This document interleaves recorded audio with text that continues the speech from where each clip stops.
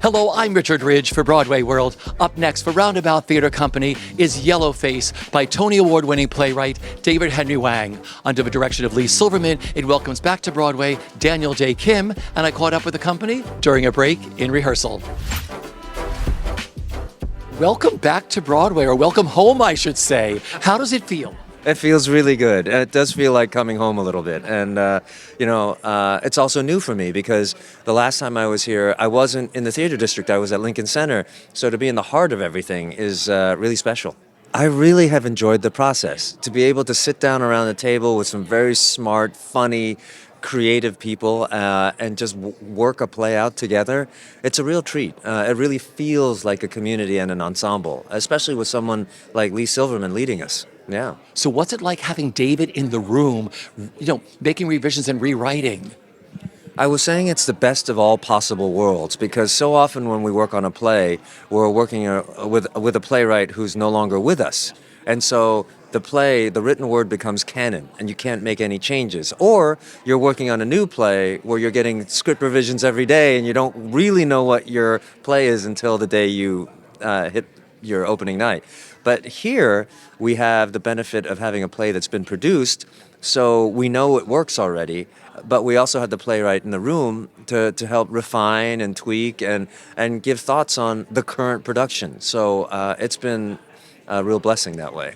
I mean, it's very gratifying. We did this play in '07 off-Broadway. I thought, this is a comedy for, that are mostly be for Asian audiences. And it's very gratifying that over the years, it's grown in stature, it's been done around, and the culture has moved too. So when we did a reading of the version for Audible, we discovered last year, it's even funnier now because the issues that are at the heart of it, that power the comedy, are so much more central to our culture. So it's really exciting to now be getting to do this on Broadway for, a mainstream theater audience. I mean, this play does so many incredibly smart things. It starts as this raucous comedy and it ends up this very heartfelt personal play. And to be able to bring people on a theatrical journey like that, to give them the opportunity to laugh and really think and reconsider things. I mean, and it feels like that's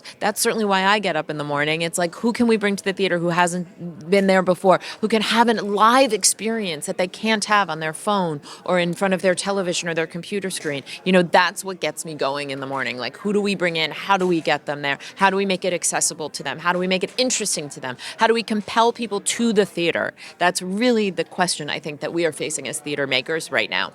What a way to make your Broadway debut. Yeah, it is. In a David Henry Hwang play. It's incredible. When I read it, I laughed a lot.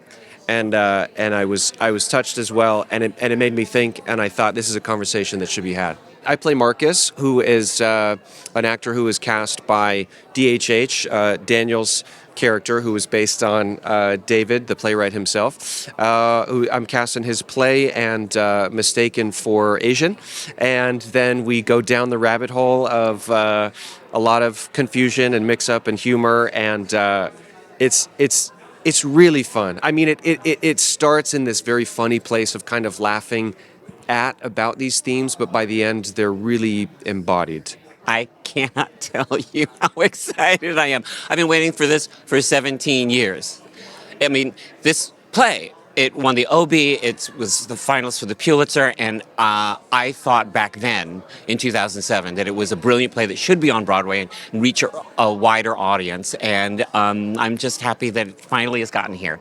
I knew of the play. I had not read or seen the play, and I didn't realize how funny it was, that it's just like a huge guffawing comedy. Makes it all the more interesting that it's mostly true, and the fun that David makes of himself is so endearing. It's like before there was David Brent or Larry David, looking like a jerk on Curb Your Enthusiasm. David Henry Hwang was doing it in Yellowface. It's such a gift to have the playwright in the room, because so many times we do plays that the playwrights are no longer with us. So to have him in the room and doing revisions on the spot is such a gift, and to be able to ask him questions of like, did that actually happen to you? and for him to be like, yes, and it just deepens the story, it deepens the characters, and for to make really, really significant revisions, considering the cast that he has now, yeah, it's such a gift.